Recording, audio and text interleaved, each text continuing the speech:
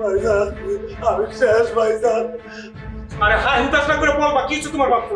ভাবি আমার মায়েরা খুব অসুস্থ, খুব অসুস্থ। আমার কেউ টাকা পয়সা ধার দেয় না। কি কইতাছ? কি হইছে তানার? কি অসুখ হইছে? আমি জানি না ভাইজান ওর কি অসুখ হয়েছে। আমার মায়াটার মুখের দিকে তাকাইতে পারি না ভাইজান। ডাক্তার দেখায় কইতে পারবো মায়াটা দিন দিনে দুর্বল হয়ে যেতেছে ভাবি। আগের ওই চঞ্চলতা নাই, তা না আগের মতো নাই ভাইজান। আচ্ছা ঠিক আছে, তুমি টেনশন করো না। আমি বাচ্চা থাকতে আমার ভাগ্নির চিকিৎসা বন্ধ থাকবো না। টাকা দিয়ে দাও তাড়াতাড়ি। আচ্ছা তুমি আপাতত যা আছে নাও, নিয়ে যাই আর হাসপাতাল ভর্তি করো।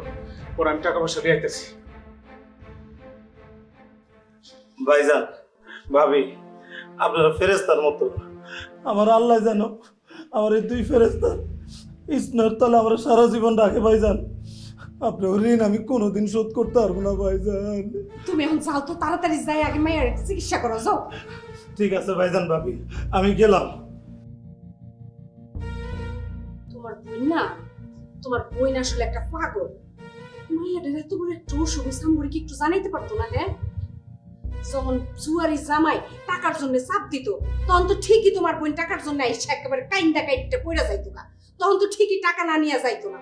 আরে মায়ের এত বড় একটা অসুখ হয়েছে, আমার কাছে একটু জানাইলো না, কইলো না কিছু। না জানাই নাই লজ্জায়। এই জুয়ারের লিগে বারবার টাকা নিছে আর জুয়াকে লাড়ছে, ওই লজ্জায় জানাই না। বুঝছি। আচ্ছা যাক, এসব